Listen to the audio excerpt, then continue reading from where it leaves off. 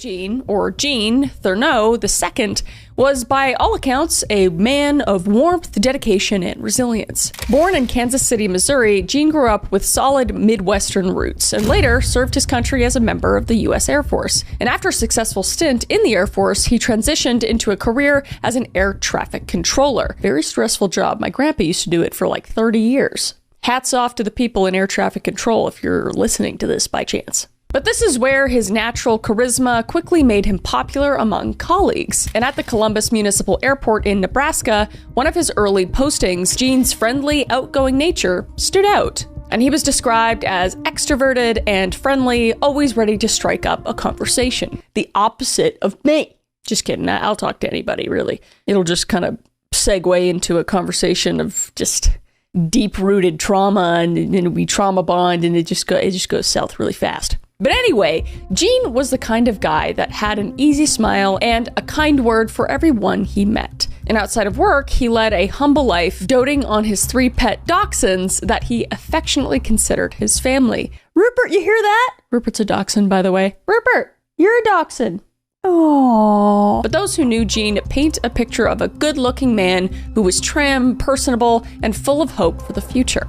And he had a big heart and an optimistic outlook, which drew people into him. Yet behind Gene's warm demeanor lay the scars of past hurt. Because by his mid-40s, Gene had already weathered a devastating personal heartbreak. He had actually been married for 20 years to his first wife, a relationship that had tested the limits of his devotion. Because when his wife fell gravely ill, Gene became her steadfast caretaker, nursing her through a life-threatening illness over a period of years. I can't even imagine. It's just like the most selfless, caring person ever, and to have that happen to your partner, it's just devastating. But he put everything on hold to ensure that she survived, demonstrating a depth of loyalty and compassion that speaks to his character. However, once she recovered her health, Gene's world was upended. And in a cruel twist, she told him she didn't want to be with him anymore, and she was leaving him for an old flame from her past. Like, what a blow to spend years and years taking care of your partner, all for them to get better and turn around and just leave you. I mean, obviously he deserves better, but oh man, it's so sad. It is so incredibly sad. So this revelation shattered Gene, obviously. And after years of pouring his love and energy into saving her life, he was rewarded not with gratitude, but with abandonment. And this betrayal left him heartbroken and just reeling, struggling to make sense of how everything had fallen apart. So struggling from the end of his 2-decade marriage, Gene did what many do after traumatic loss, and he just sought a fresh start. And in the aftermath of the divorce, work became Gene's refuge. He just poured himself into work. So he threw himself into his duties at the Nebraska Control Tower, logging long hours to occupy his mind. And despite his personal turmoil, Gene remained good at his job, calm under pressure, meticulous, and well-liked by his team. And not to mention, for air traffic control, it is quite literally one of the most stressful jobs in the world. Like, on top of being a doctor and like a police officer and everything, you need a level head beyond a level head. So for him to have all of that devastation happen to him, and then just to go back to work and be super cool-headed is just says a lot about him. But even keeping a cool head at work, a lot of those close to him could see the pain he carried beneath his friendly exterior. The wounds from his wife's betrayal ran deep, and reminders of his old wife were everywhere in Nebraska. So he knew he needed a change of scenery to truly move on. So in 2002, Gene made a pivotal decision, and he requested a transfer to Florida, where many of his immediate family, including his parents and siblings, had relocated. And he believed that being closer to family would help him heal, which, yeah, I mean, I'd do the same thing. So Florida just represented hope to Gene, a warm, sunny new beginning far away from the ghosts of his past. So when he announced his transfer plans at work, his colleagues were very supportive, knowing how much he'd been through, and they could understand his desire to start anew. But one coworker in particular, however, took the news harder than the rest. And this person was a quiet man who worked in the next cubicle, who seemed oddly emotional when Gene broke the news. And at the time, Gene interpreted the tears welling in his coworker's eyes as simple sadness at losing a colleague and a friend. And he didn't think much more after that. So the move was not just about escaping bad memories, it was about finding himself again. And in the wake of his divorce, Gene hadn't given up on the idea of love altogether. Deep down, he still hoped that one day he might meet someone new and rebuild the happy life that had been taken from him. So as he prepared for Florida, he dared to imagine a brighter future. So at 47 years old, Gene was determined that his story wasn't over, and he would make Florida the setting of his next chapter, one filled with family, friendship, and maybe even new love. So in early 2003, Gene's new chapter began in earnest, and he arrived in the Tampa Bay area of Florida to take up his post at the St. Petersburg Clearwater International Airport, a mid-sized airport where he would work as an air traffic controller. So as he settled into his new environment, he felt a cautious optimism, and the subtropical warmth embraced him, and knowing his family was only a short drive away gave him some sort of comfort. Because at the end of the day, this was a second chance, a new lease on life. It was a chance to rebuild his life from the ground up. And Gene's reputation as a skilled controller and a friendly presence quickly followed him to Florida. And his natural charm won over his new colleagues almost immediately. So it wasn't long before he felt a home in the new facility. So surrounded by loved ones, Gene started to regain the confidence and happiness he had lost. So Gene was in a good place in life, finally. And luckily, Florida didn't just bring Gene closer to his blood relatives.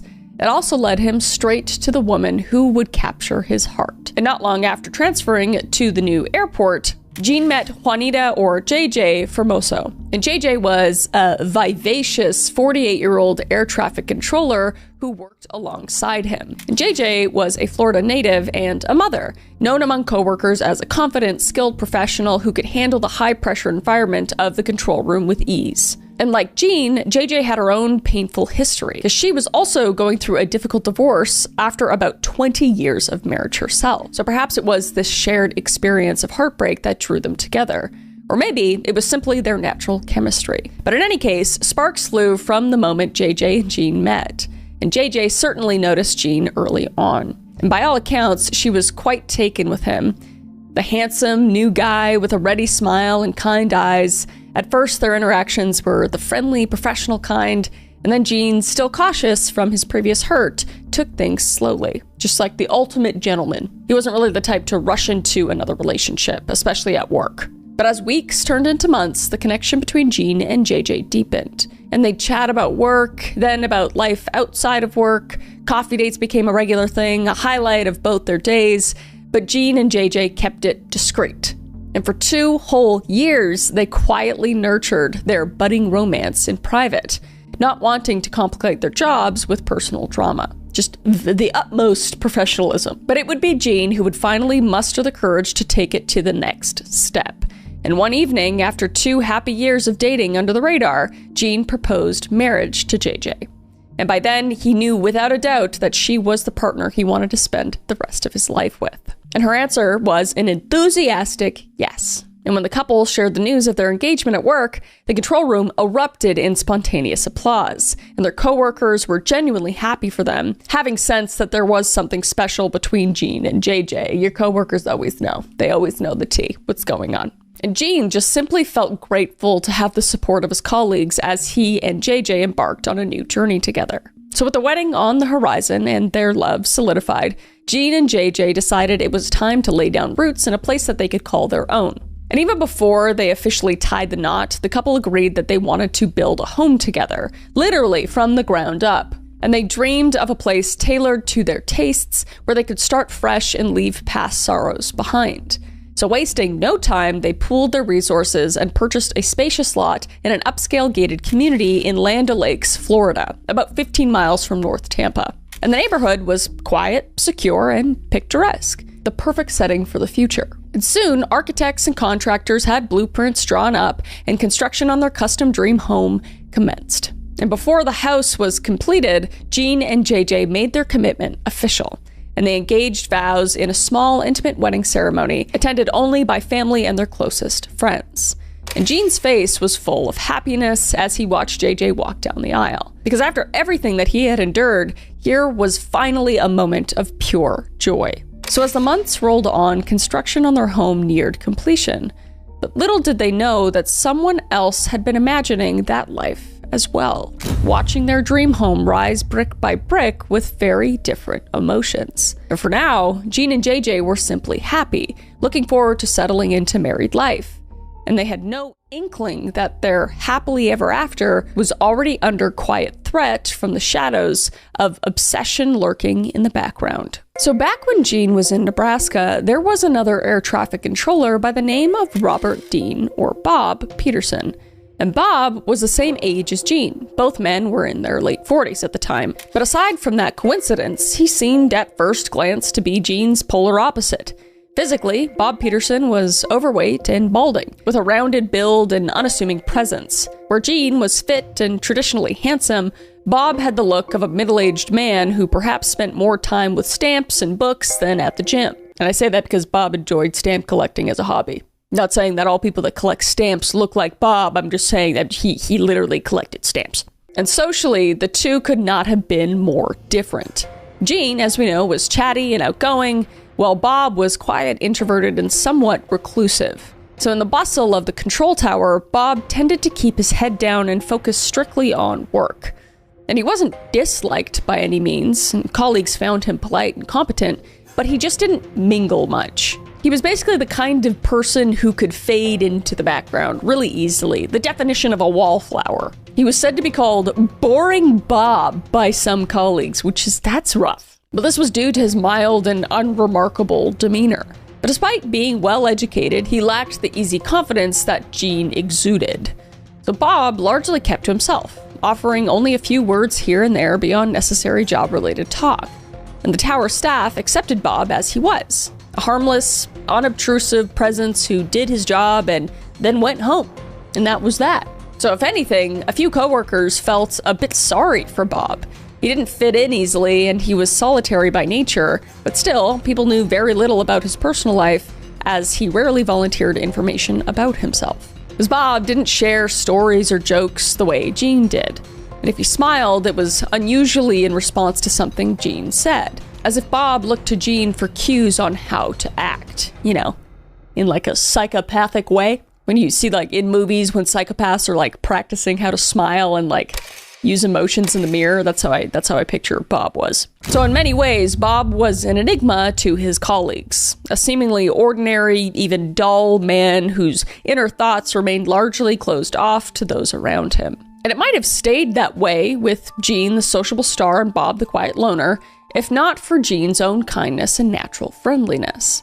Because Jean and Bob actually had cubicles right next to each other, and noticing that Bob was often alone, Jean made a point to befriend him, because that's just the kind of guy Jean was. He was just a very sweet man. And he would invite Bob into casual conversations, ask him how his day was going, and share little bits about his own life to make Bob feel included. And Bob, who often seemed hesitant to initiate anything, responded eagerly when Jean extended a hand of friendship. And soon, Bob began talking more, but mostly just to Jean. So it was as if Bob latched onto Jean as his one true friend in the workplace, the person he felt most comfortable around. And Jean didn't mind at all. He was happy to have a friendly rapport with a man that worked right next to him in the office. So one afternoon, Jean was showing off a few photos to colleagues, snapshots of his 3 beloved dachshunds at home, because his little dogs were like kids, which I totally get. And Bob would peer over at the pictures with interest. And when Jean proudly declared the breed, Bob responded with enthusiasm, "Oh, I love that breed." And Jean was pleased, thinking they'd found common ground as dog lovers. But in reality, Bob had no pets at all at the time. But Bob's eagerness to please Jean was such that he'd say anything to make a connection. And in a bizarre turn, Bob later went out and purchased a dog of the exact breed as Jean's dachshunds. So it was as if he was trying to mirror Jean's life in every detail, even down to the choice of pet. Which is, it's odd. Right now it seems like, when you're on that like first or second date and they're like, "Yeah, I love watching football." And you're like, "So do I." And they're like, "What's your favorite team?" And you're like, "What's your favorite team?" And they're just like, "The 49ers." And then you're just like, "Yeah, same." And they're like, "Who's your favorite player?" And you're just like, I'm just going to go home and do some research really quick, get a few jerseys, and then you just get run down that hole. You barrel down that hill. We've all done it. Maybe not to that degree of like getting a dog in the same breed, but you're just like, oh yeah, that's great. I suggest you don't, because it just leads to bad stuff, as we're about to see. So Gene, of course, didn't realize Bob's "I love that breed" comment was disingenuous. He simply found it nice that Bob shared an interest in dogs. And it was photos like this that he once showed Bob Peterson, trying to be friendly and include his quieter colleague. So over time, Gene and Bob settled into a routine of pleasant workplace interaction. So they chat in between directing aircraft, sometimes grabbing a cup of coffee together during breaks. And Gene's affable nature drew Bob out of his shell a little more each day. And in those chats, Bob often flattered Gene or expressed interest in whatever Gene was interested in. Gene would buy a new pickup truck, and Bob would pepper him with questions about the make and the model. In fact, Bob actually went and bought the exact same make and color of the truck that Gene had purchased. Red flag number 2. So Gene shows up pictures of his dog. Bob ends up with the dogs. And at the time, these might have seemed like quirky coincidences or just Bob trying to fit in. And Gene even found some of it flattering, because he just thought Bob looked up to him as a role model of sorts, and because Bob lacked close friends of his own. Quote, Bob was far more chatty with Gene. In fact, he appeared to be in awe of him, one account would later note. So this dynamic just kind of defined their friendship. And it's important to note that Bob Peterson wasn't viewed as dangerous or creepy by anyone in those early days. He was a little odd, perhaps, but harmless otherwise. Coworkers just saw him as a lonely guy who was lucky to have a friend like Gene looking out for him. And Gene himself had a compassionate soft spot for Bob, because as extroverted as Gene was, he understood that not everyone fit in so easily. And he likely thought, Bob's a good guy and just shy, and took pride in helping Bob feel included. So the friendship seemed genuine and mutually beneficial. Gene provided camaraderie and Bob provided loyalty. But when Gene left Nebraska for Florida, he thought he was leaving his old life and everyone in it behind. And that's why it caught him by surprise a few months later when Bob Peterson showed up in Florida too. Let's take a little break because I want to tell you about a product that I've been using for the past few months and have been loving, and that is Blissy. Thank you to Blissy for supporting this channel and sponsoring this video. And before you think, oh, it's just another silk pillowcase, there's nothing special about it. Also, I don't know why you're English in this, but you are. This isn't like those cheap satin ones that are made from synthetics and are actually rough on your hair and skin. Blissy's real silk is dermatologist tested and recommended. And here's what's most important to me. It's clinically proven to not clog pores, unlike cotton. And I have really sensitive skin, so that is very detrimental for me. And the science behind it is actually fascinating, because silk has naturally hydrating fibers that keep your skin moisturized all night. And it's antibacterial, hypoallergenic, and naturally cooling. We all love a cool pillow. So no more waking up with those weird sleep creases on your face or that sweaty, uncomfortable feeling. And plus, it eliminates frizz and preserves hairstyles and protects color-treated hair. And they've also got over 70 colors, including a new Wicked and Harry Potter line. The millennials are screaming right now, and yes, I am one of them. And over 3 million people have bought these, and they were even voted Best Gift of the Year 2024. And I've been using mine for around 3 months now, and honestly, my morning hair situation has gone from Garth from Wayne's World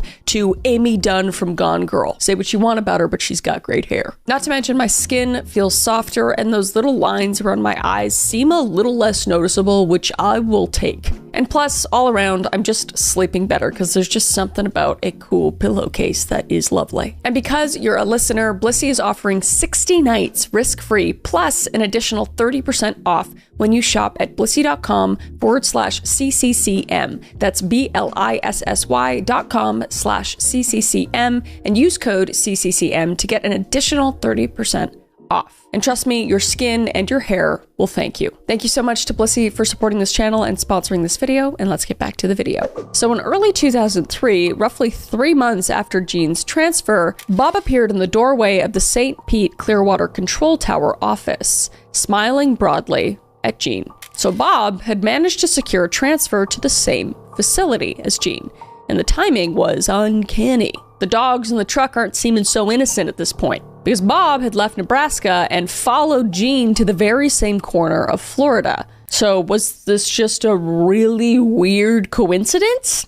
Well, Bob had an explanation ready. And he claimed he too wanted a fresh start, and Florida sounded appealing. Plus, there were job openings there, and he acted like it was just a fortunate outcome that he and Gene ended up at the same place again. And Gene's feelings were mixed about this, because on one hand, he greeted Bob warmly. He's a nice guy and was probably touched that a friend from Nebraska valued him enough to come to the same workplace, and he likely felt flattered and happy not to lose that friendship. But on the other hand, in the back of his mind, Gene found the situation a bit odd and unsettling. And the thought may have crossed his mind. Was Bob essentially following me? After all, what were the odds that Bob would independently decide to move to Florida mere months after Gene did? However, Gene wasn't the type to jump to negative conclusions about people. If Bob said he wanted a new beginning too, Gene was inclined to believe him. Because again, he had no reason to believe that he was under any sort of threat. It's just Bob. It's just odd Bob, boring Bob.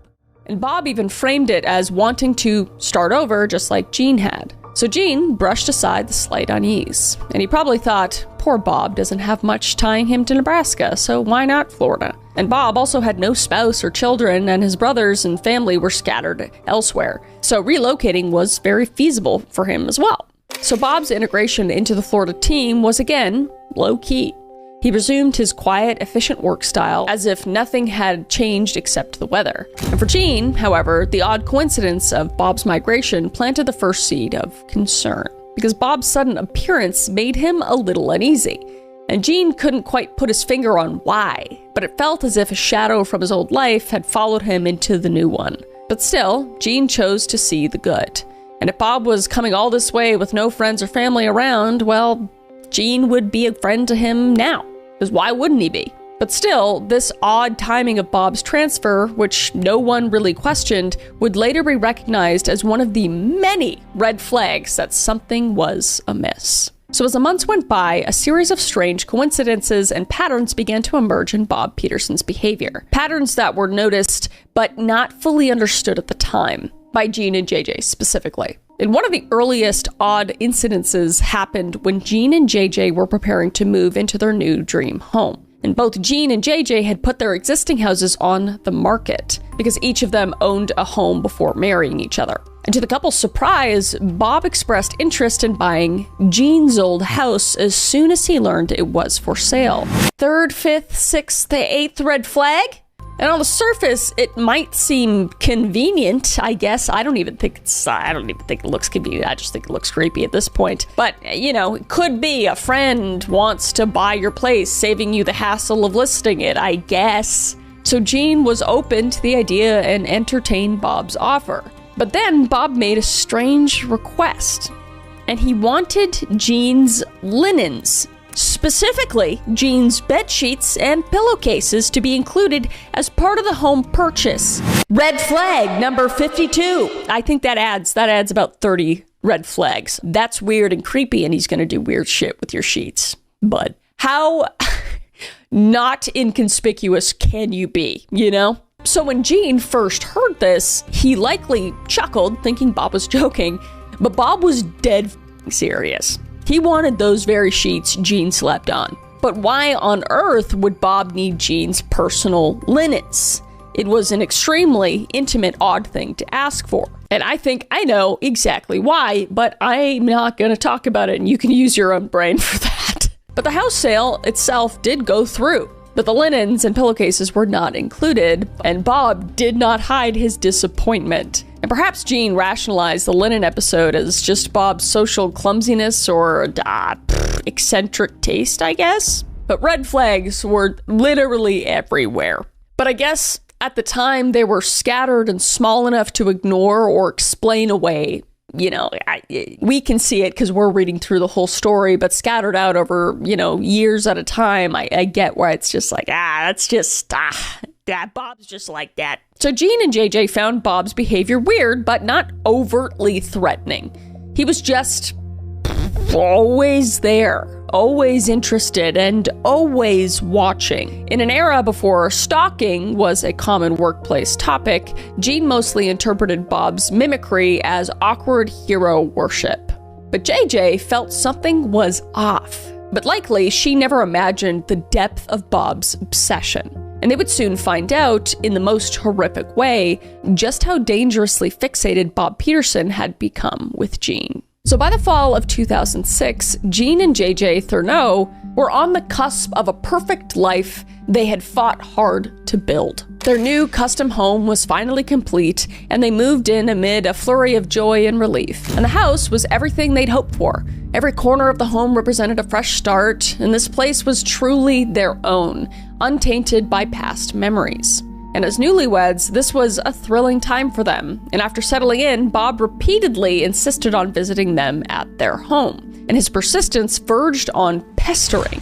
Quote, "I have a special housewarming gift for you," unquote, Bob would say repeatedly, implying that he couldn't simply hand it over at the office. And this reminds me of the movie The Gift, which now I'm curious if the movie is based off of this event. I need to look into that after. But The Gift, also a very good movie with Jason Bateman. Is that right? This guy. You should watch it. Anyway, but the gift had been given at the house. And Jean wondered privately why Bob was making such a fuss. Why couldn't he just give it to them at work as if it's a normal gift? But Bob was insistent that they'd, quote, "understand when they saw it," unquote, why it needed to be at their home.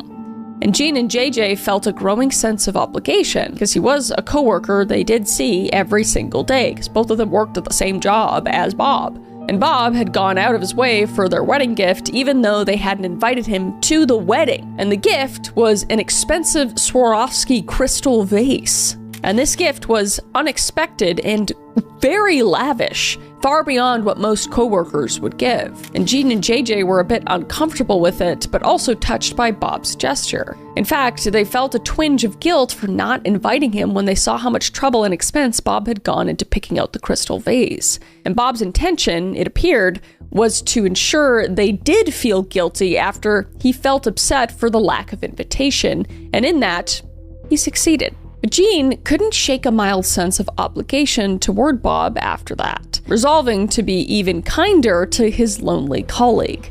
So now, to refuse him a one-time dinner visit might seem rude or ungrateful, though a quiet voice in the back of their minds told them they'd prefer not to let Bob deeper into their personal lives, and they ultimately decided it would do more harm than good to alienate him at this point. Quote, "What's the worst that could happen?" unquote, they likely said to each other with a shrug. "It'll just be one awkward dinner, and then we can get on with our lives." So they agreed to invite Bob over for one evening for dinner and to see their new home. This is like the movie The Gift. And I researched it. It says it's not based off of this, and it's based off of like Cape Fear and Fatal Attraction and stuff, but there's like no way that they didn't take stuff from this case, like at all. I need to rewatch that movie now. So obviously Bob was elated when Jean extended the invitation, eagerly locking down the date and time.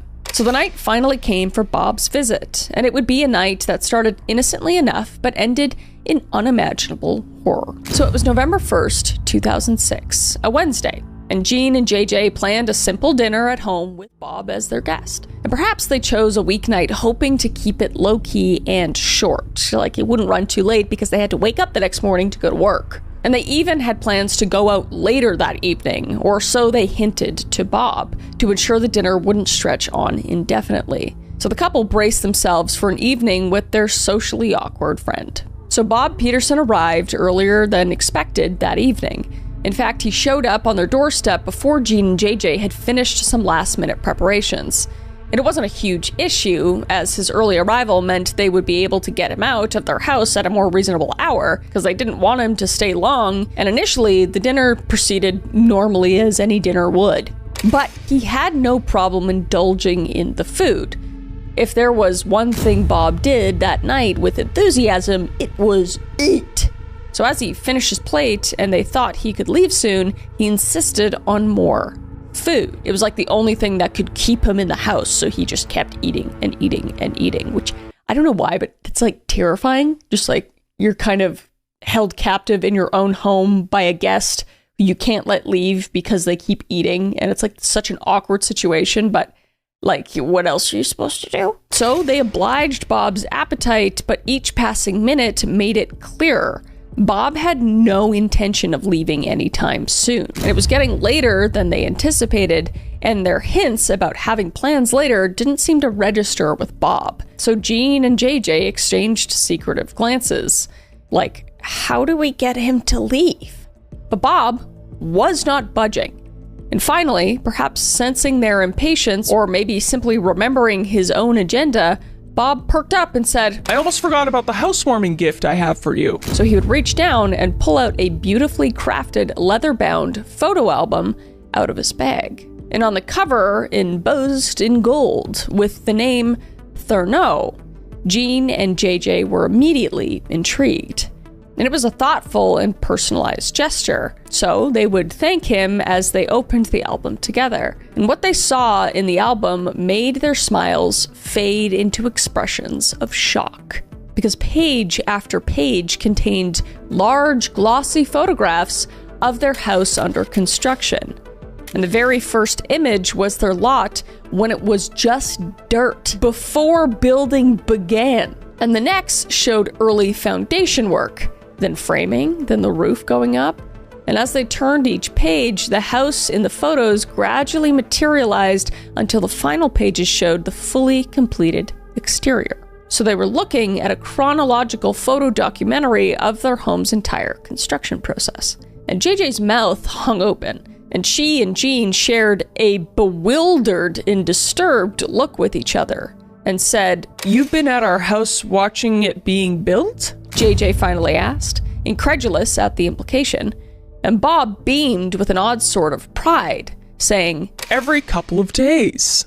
Oh my God! Red flag number 3000. And he would just reply very matter-of-factly, like, yeah, what's wrong with that? You're welcome. Pfft, ungrateful bitch. And he would then add, almost if it excused the horrifying intrusion, I photographed everyone's houses from work. What? Call the police! And he just seemed oblivious to just how creepy the revelation was. And for months, without their knowledge, Bob had been sneaking onto their property to take pictures, tracking every stage of their building of their private sanctuary. And Jean and JJ were just sitting there like stunned, because this went far beyond normal friendship. They now realized Bob's obsession with their life was much more intense than they had thought. And JJ herself felt just violated, which rightfully so, because those pictures, though beautifully shot, I guess, represented a breach of privacy in a place they thought was their safe haven. So an uncomfortable silence would fill the room. And JJ especially felt the need to get Bob out of their house as soon as possible. But before she could muster a tactful way to usher him out, fate intervened in a small but significant way. Because as the tension mounted in the living room, headlights swept across the window as someone pulled into the driveway. And a moment later, there was a sound of a car door and a knock at the door. And it was JJ's adult daughter arriving to fetch her mother for a quick errand run they had planned earlier. And the daughter was expecting JJ to accompany her to pick up a few items that evening. And JJ obviously saw this as an opportunity, and she immediately told Jean and Bob that she had to go out briefly with her daughter. And perhaps she hoped Bob would take it as a cue to leave as well. But Bob, however, didn't budge, and instead he remained in his seat. So now, alone with Jean, as JJ left the house, she cast one last glance over her shoulder at her husband and their odd guest, hoping that by the time she returned, Bob would have made his exit. So as JJ stepped out with her daughter, the atmosphere in the Thurneau home was thick with tension. Jean and Bob were now alone in the living room, and the album of clandestine photographs resting on the coffee table like an elephant in the room. And one can imagine Jean was trying to keep the situation as polite as possible, and perhaps he stood up to clear the dinner plates or offered something to drink, anything to diffuse the utter awkwardness between himself and Bob. But Bob's mind was on something entirely different, because he hadn't just come to hand over the photo album, he had another gift waiting. One far more personal and disturbing than even the albums of stolen moments. So moments after JJ's car pulled away, Bob made his move and said, "I have another gift for you." But before Gene could respond, Bob hurried out to his car parked in the driveway, and he returned carrying something in his hand. And as Bob approached, Gene might have felt his stomach nodding. And the bizarre photo album was bad enough, so what on earth could this second gift be? And Bob would come through the door and hand the gift to Gene. And it was a 3-page letter addressed to Gene, which Bob had prepared in advance. And Gene began to read it. And with each sentence, his blood ran colder. Because in this letter, Bob Peterson poured out the secret feelings he had been harboring for years, saying, quote, "I have loved you for some time now," unquote. And he described how he had always, quote unquote, chickened out when trying to tell Gene face to face. So at this moment, while Gene's reading this letter, everything is just clicking into place in the most horrifying way. Bob following him to Florida, buying his house, copying his interests, photographing the new home, it all stemmed from this twisted, unrequited love and obsession. And what exactly transpired in the Thurno living room immediately after Gene finished reading Bob's shocking letter can only be reconstructed from evidence and later speculation, since there were no witnesses. But the sequence of events would turn deadly within minutes. So JJ would return to what she expected would be a quiet home. But instead, she stepped into a scene of confusion and dread, because Bob's vehicle was no longer there. And she likely assumed Bob had finally taken the hint and just gone home. However, she noticed a trail of blood droplets and smears in the driveway and up the front steps. So puzzled and alarmed, she followed the trail, which led to the front door. And the door itself was closed but unlocked.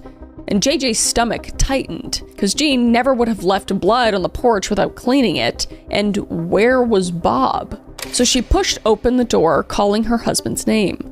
There was no answer, and the house was unsettlingly quiet. So as she took a few steps inside, the sight that greeted her made her heart skip, because she found more blood smeared on the floor in a long line leading further in. So these looked like drag marks, as if something or someone heavy had been pulled through the foyer. And JJ tried to calm herself with rational thoughts. Maybe Gene had an accident and Bob took him to the hospital. Or perhaps Gene cut himself badly and was dragged out for help.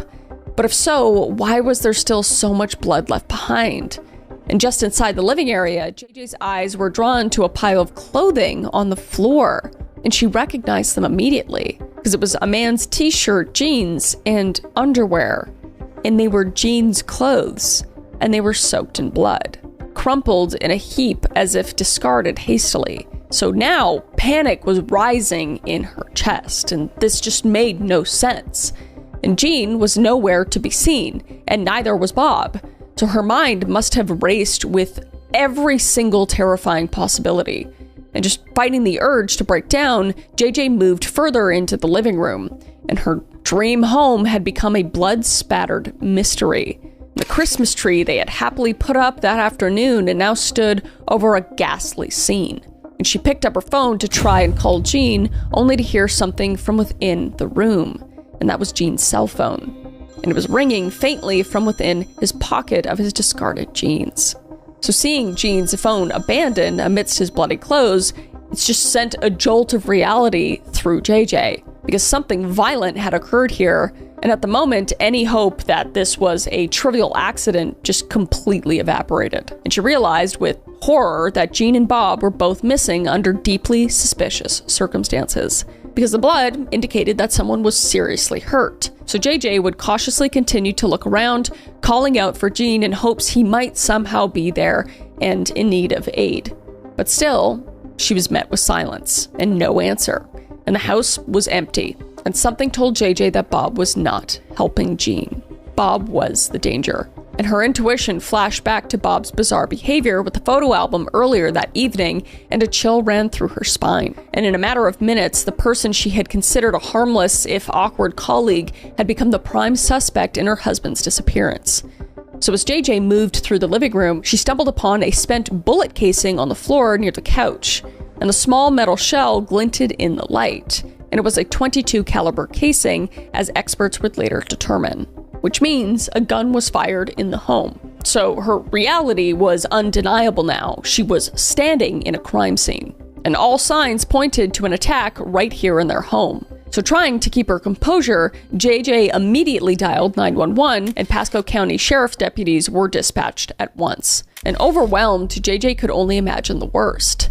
Jean had likely been shot and forcibly taken by Bob, and it was a thought almost too terrible to process.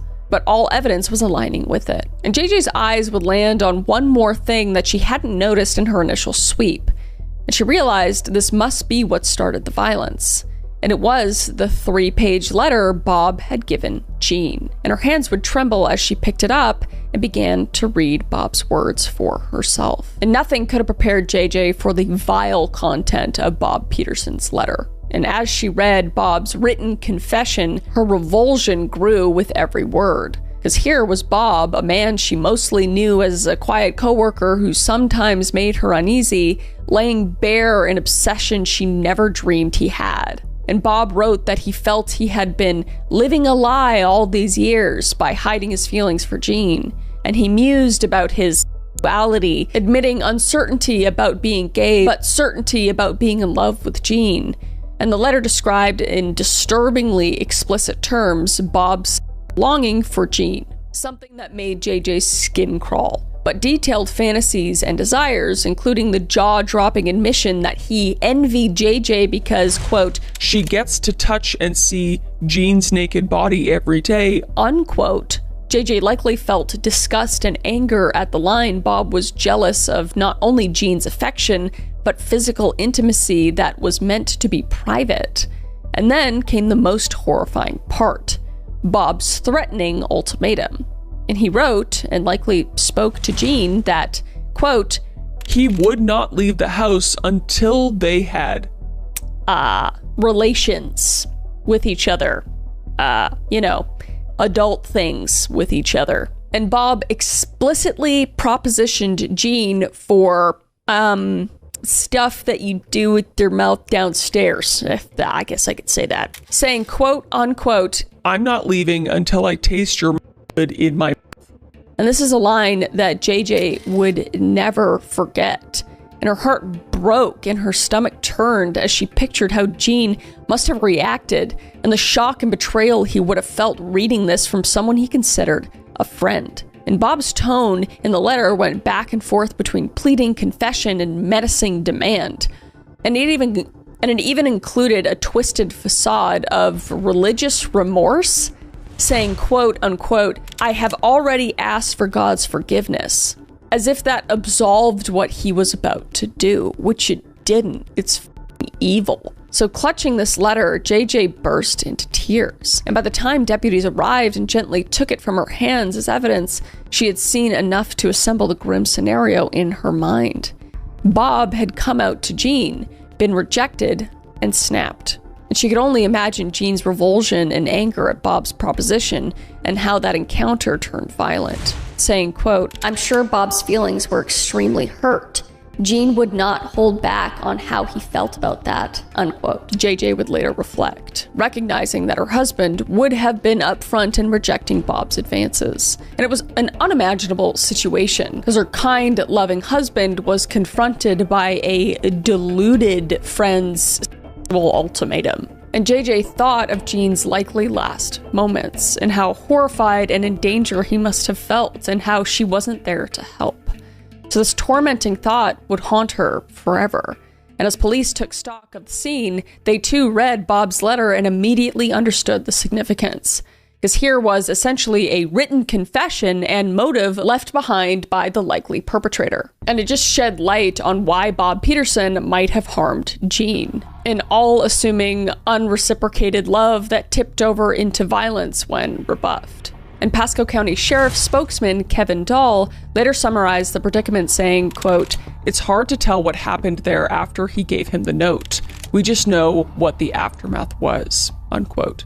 And the note provided context, but not the exact sequence of crime. And officers assured JJ that they would do everything possible to find Jean and Bob. And an alert went out to patrol units to be on the lookout for Bob Peterson's vehicle and both men, who were officially listed as missing persons. And one possibly a victim of abduction, obviously, and the other a dangerous suspect. So for JJ, those next hours were complete agony.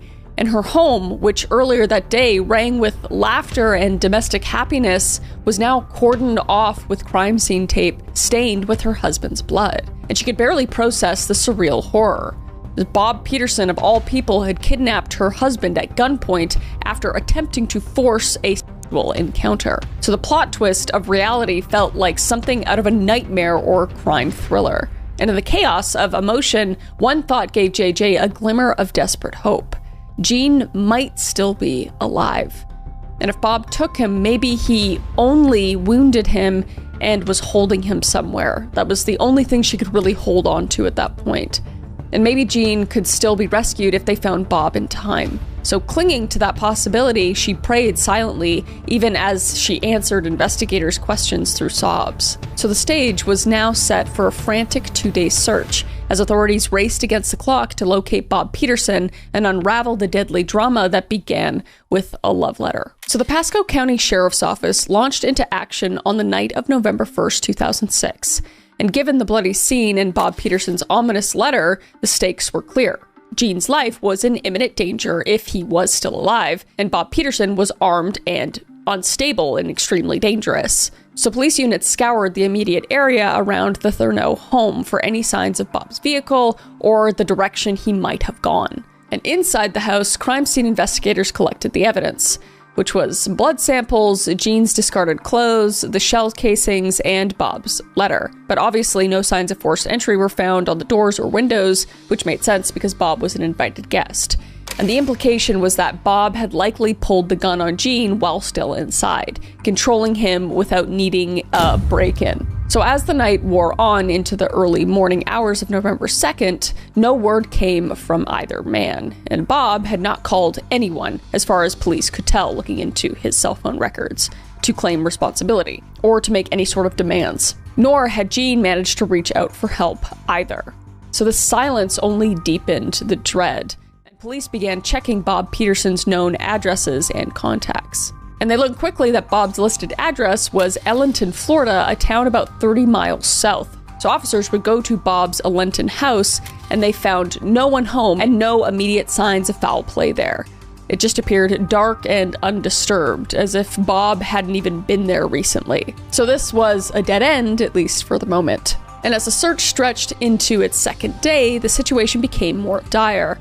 And the Tampa Bay Times ran an initial piece titled, "Two Men Vanish, Leaving Blood Behind," detailing how Jean Thurneau and Robert Peterson were both missing and that pool of blood and a mysterious note were found at the scene. And JJ, just distraught, likely huddled with family and clergy because she was known to be a woman of faith and turned to her church for support during this time, just every hour that passed with Jean still missing was torture.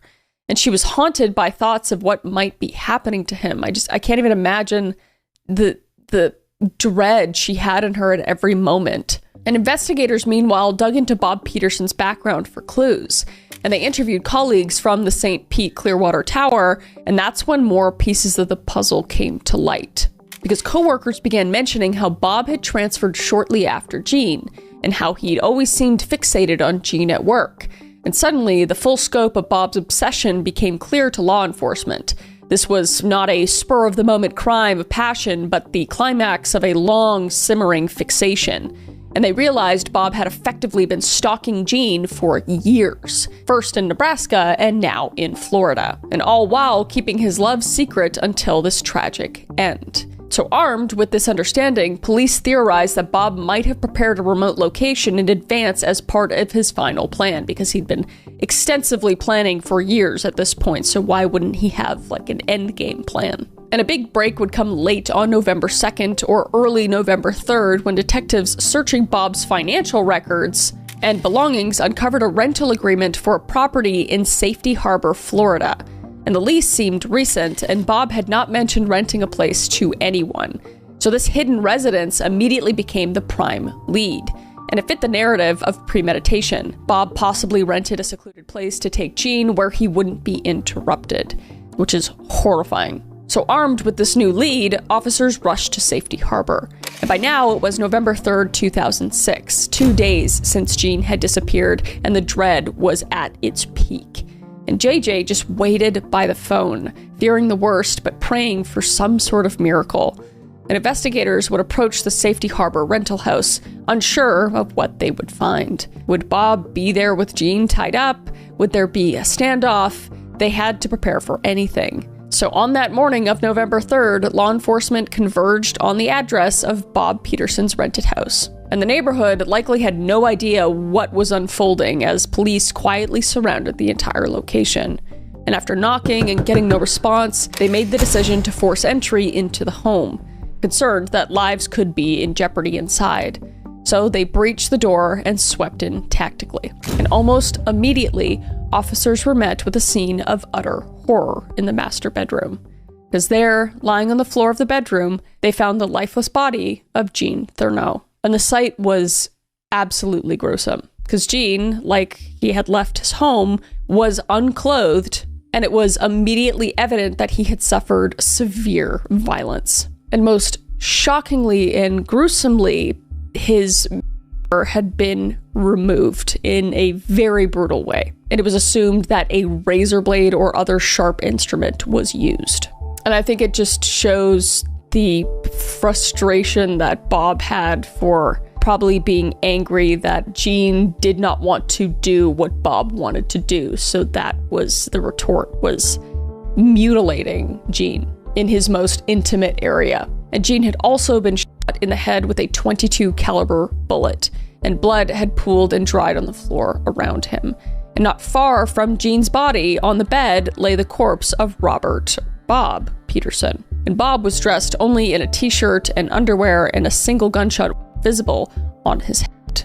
And for investigators, the discovery answered the most pressing question, which was, where were Jean and Bob? But it brought a heavy finality. And both men were dead, meaning there would be no rescue, no negotiation, and no trial. And the case had reached its tragic conclusion just immediately. And when news of the discovery was relayed to JJ, it absolutely shattered her. And 2 days of holding on to hope collapsed into grief. And authorities likely delivered the news with solemn regret, with the way Jean's body had been found and that he was gone. And the brutality of what Bob did was a detail they might have initially shielded from her due to its extreme nature. But eventually, however, such facts became public as the case was discussed in media and in investigation discovery shows as well. But JJ herself said she spared some family members those details because they were too horrific to speak of. And the grim discovery made headlines, and local newspapers described how the 2-day mystery ended in tragedy. And reporters recounted how Jean's body was found beside Bob's, and that evidence indicated Bob shot Jean and then himself. And it was a story almost too shocking to believe. Just a tale of obsession, betrayal, and death that left the community absolutely reeling. And many who knew Bob casually were stunned that boring Bob was capable of such barbarity.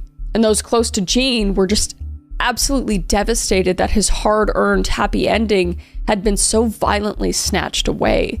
And the tragedy was now fully exposed, and all that remained was to understand how and why it happened, and for those left behind, especially JJ, to somehow pick up the pieces. So with the bodies recovered and evidence in hand, investigators formally concluded what the evidence had pointed to all along. This was a murder-suicide orchestrated by Robert Dean Peterson. And the Pasco County Sheriff's Office, in their statements, explained that all signs showed Bob had shot and killed Jean at the Thurneau home on November 1st, then transported Jean's body to the Safety Harbor house, where Bob later died using the same firearm. But there was zero indication of any other persons being involved, and no forced entry, no unknown DNA, nothing to suggest a third-party assailant. And the .22 caliber handgun found by Bob's body was confirmed to be the weapon that fired the fatal bullets into Jean and Bob. And the mutilation of Jean's body, while not directly part of the cause of death, underscored the intensely personal and deranged nature of the entire crime. And the formal ruling meant that there would be no criminal trial and that the only suspect was deceased, effectively closing the case. So for law enforcement, it was both a relief to have resolved the immediate danger and obvious frustration because Bob could never be interrogated or brought to justice in court. And the detective work pivoted to unraveling the backstory and motives before the record and to provide answers to Jean's family. And the tale that emerged is the one that you heard today, and it's just absolutely devastating and horrifying. And in the aftermath, as reporters and detectives dug deeper, a portrait of Bob Peterson's secret life emerged. And Bob's family, when contacted, shared revelations that even Jean's closest circle hadn't known. And Anthony Peterson, Bob's brother, spoke publicly, disclosing that Bob was gay and didn't really hide that fact within the family. And this was eye-opening, because Bob had never come out at work, but apparently his brother knew he was attracted to men. And Anthony also shared something very eerie, and that's that Bob often talked about Jean in conversations over the years. And Bob spoke of Jean so frequently that his brother knew the name, yet Bob never indicated that they had any relationship beyond friendship. So to Anthony, Bob's fixation on Jean was notable, but he had no idea it was dangerously obsessive. And after the fact, Anthony expressed shock at his brother's actions, saying, quote, "I didn't even think he had a gun. I didn't think he was capable of doing it. He might have snapped," unquote. So it seemed even Bob's own family hadn't grasped the depth of his obsession or the instability brewing within him. And Bob had no close friends outside of Jean, and even that friendship was very one-sided and based on Bob's infatuation. So investigators found that Bob had been essentially stalking Jean for years. And interviews with JJ in the aftermath highlighted how, in retrospect, so many warning signs were there. And she recounted to the Tampa Bay Times, enumerating Bob's bizarre behaviors. He followed Jean to Florida after a job transfer, bought the furnished home he owned, requested to have the sheets stay, gave him a secret photo collection of a home that he'd clearly been stalking that was their own. And each of these things alone seemed odd, but together they formed a clear picture of stalking. And JJ admitted that she had no idea about Bob's stalking until it was too late. And she did find Bob's behavior around Jean to be odd and told police so, but she never suspected the depth of his love or capacity for violence, saying, quote, "He never indicated that they had a relationship," unquote. And that would be Bob's brother. And that's true. Bob never openly tried anything until the very end. It was just all in his head, a fantasy he nurtured alone. And the investigation also debunked any early thought that maybe Jean had provoked Bob or had an affair or anything salacious, but absolutely nothing of the sort was true. Jean had never encouraged Bob's affections, and he likely never even knew about them until that very night. And this case forced some people to think about boundaries and warning signs in their own lives, and it became a cautionary tale about how obsession can hide in plain sight. And for law enforcement, there wasn't much more to do on the case legally, but they often reach out to victims' families in these scenarios to answer any lingering questions and make sure they understand the findings. And JJ, one can imagine, wanted to know every single detail, not out of a morbid curiosity, but just to piece together the how and why so she could find some sort of closure. But at the end of the day, she lost her beloved husband, the man who had given her a second chance at love, in the most violent way possible, and to someone they both had known and trusted.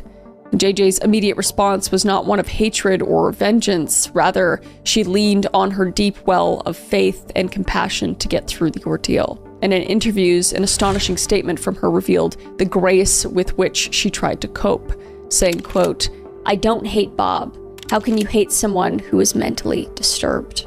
Unquote. And that was an extremely powerful sentiment, because after all the atrocities that Bob had done to the love of her life, JJ chose to view him through a lens of pity rather than pure anger, attributing his actions to severe psychological problem, which he clearly had. And ultimately, Jean Thurneau's story is remembered as a heartbreaking case of deadly obsession. But Gene's legacy, however, lives on in the memories of loved ones and in the cautionary tale his story has become. So through retellings like these, we honor Gene by learning from what happened to him. And we honor JJ's courage and compassion. And we face the dark truth that sometimes the real danger isn't a stranger at all, but a harmless friend whose love has turned into a lethal obsession. But my heart goes out to JJ and her family and to Gene's entire family. And with that, that is the case. If you would like me to dive into any other true crime cases, let me know down below. I always read the comments. And until then, stay safe, and I will see your beautiful face.